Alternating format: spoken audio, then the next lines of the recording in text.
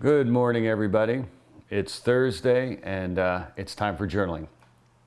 Today, it's a nice sunny day here in LA, so hopefully it's nice and sunny wherever you may be watching this, or it's just a nice day. It doesn't necessarily have to be sunny, which actually bleeds into what I want to kind of drop in today for our topic to kind of think about as the prompt. Perception. Perception is, in my understanding and the way I view it, is where you stand either in reality or mentally as you observe certain things in life. It could be your daily life, could be you go somewhere, or how you look at the universe. There's many different ways you can look at this. And I'll give you a little example of how perception has changed. So when cameras first came out, roughly a little over 100 years ago or so, the perception was that cameras would capture reality as it was. It was an objective representation. But as we know today in the modern era, or the contemporary era, with our Marvel movies and our DC movies and comic book stories, that obviously we're watching things on screen that are not happening in reality. So we realize that our perception of the camera being an objective recording of reality is false. We had to change our perception. The other thing is and it's not just the digital side with computers to make, superheroes fly or have superpowers. It's also where the artist decides to place the camera. If you've ever seen, if you ever saw the movies Lord of the Rings, the hobbits were much smaller in the book of Tolkien, in the Lord of the Rings series, written by Tolkien. The hobbits were small creatures. So when they were filming that, they used forced perspective in the shots. So you would take normal actors of normal size, but to make them appear smaller, they would have to push the other actor or the character in the background to kind of get that proper size ratio that they were going for. So my point is, the perception of what we're viewing changes how we think about reality. Now, if we know it's a film or something artistic, we can suspend and say, oh, this is just not real. But let me just share a quote I came up with years ago, and I still use it to this day to kind of guide things. And then I'll twist it into a prompt for us. But here it goes. Perception orients belief. Belief dictates action. Action carves the world. So in a nice, simple way to view this, from heaven to earth, where we stand and perceive the world, the universe, our daily life, adjusts our belief system. Now, you may say your belief system you may have gotten from tradition or family, things like that. Totally true. But at some point, that belief system was set up from perception. An easy example you can perceive this is, if you look at historically, you can have civilizations that were formed in the desert. So they will have a perception from a desert environment, or a rainforest, like in the Amazon. The people of there will have a rainforest environment. And these perceptions will orient their belief structure. Their belief structure will dictate how to proceed in life, what to do, what not to do. Those actions will carve out reality. So literally from heaven to earth. And the reason why I bring this up is sometimes our perceptions have been uploaded or may have been manipulated or be false. And what I want to do in the prompt today is uncover your perceptions. What are some perceptions on some big factors in life? Maybe how you see how to live, how to treat other animals or other people, or maybe it's how to govern our world, or our relationship to our world, or our relationship to whatever. What kind of perceptions do you have that maybe you're not aware of where they came from? Remember, from heaven to earth. Perception can be perception can be restructured. And when we can see things from different perceptions, like via different cultures or different vantage points, either metaphorically or in reality, it gives us a bigger picture of what's really going on in the world, in the universe. So, if you need a prompt today, the prompt is, how has your perception been fused? Or what are some of the key perceptions that you have that dictate your life today? So let's get going with our one page of journaling today.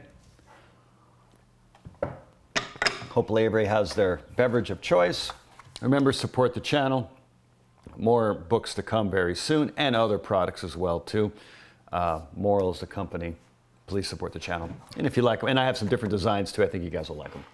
Anyways, as usual, for anybody who happens to just be stumbling on this video for the first time, when you're journaling, the rule is really no rules. You can write whatever you want. Don't worry about spelling. Don't worry about format. Don't worry about what to write. I gave you a guiding prompt, but by no means do you have to stay with it. The real key is keep the pen flowing. Don't think, just keep moving. Fill up an entire page. We'll put a couple little tags on there just for future if we ever come back and want to read our journals from the past. So I always put the location. For me, I am home. Today, I believe, is the 8th of June, and the time for me is 11:12 in the a.m. And my goal, people, is to get this done super early in the morning. I usually write my journals about 6 a.m., but because now I'm filming them, it's kind of messed things up a little bit. Usually when I would write, I'd be in my bedtime clothes, and I don't want to look that way on camera. So we got to look a little more professional. Anyways, the first sentence I usually say, write how's the day, give a little exposition, establishing sentence of how's it going or how you're feeling. And the one thing to kind of branch over to the psychological aspect of this process is you can just dictate description of your perception or facts, just lay it down. There's nothing wrong with that. But also you can put in your own feelings. How is this making you feel? Because that's when you start to dig into your emotions, and that's where we start to kind of peel back who we are, and maybe some things like our perceptions today's theme of maybe we're getting perceptions that we didn't really upload, or maybe we didn't really know where they came from. We're just picking them up without realizing it. Particularly in today's era where there's so much inundation of information coming at you in all avenues, that you may not be aware of where your perception of things is really coming from, or you didn't even aware that somebody was architecting it for you. Enough chit chat, people. I'm ready to go. One full page, and as usual, enjoy the process. Good luck, everybody.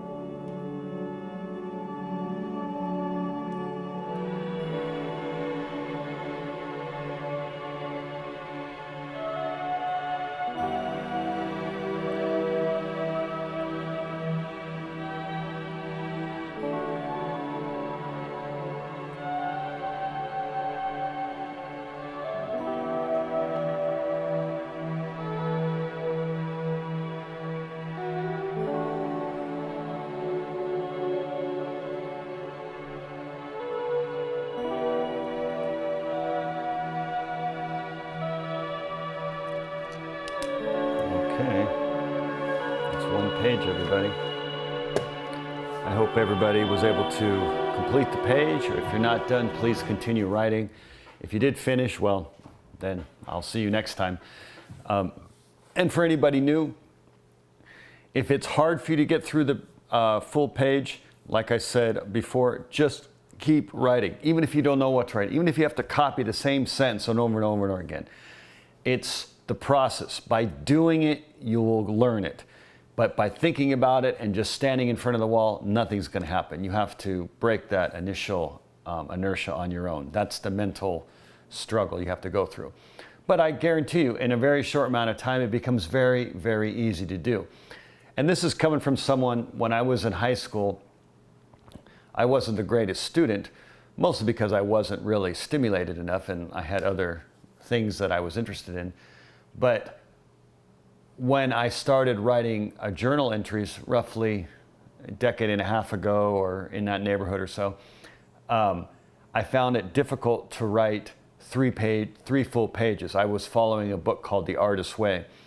And at first it's like, wow, this is a lot of stuff. And then within like a couple weeks or very shortly, I found it very easy to write 3 pages. And then I started realizing, because I was such a poor writer from high school, and I hadn't really written much in that interim from high school to when I started writing these journal entries, when I was doing the Artist's Way book, in a very short amount of time, I could immediately see the improvement in my grammar, my spelling, sentence structure, clarity of thought, lack of fat on sentences, just getting to the point.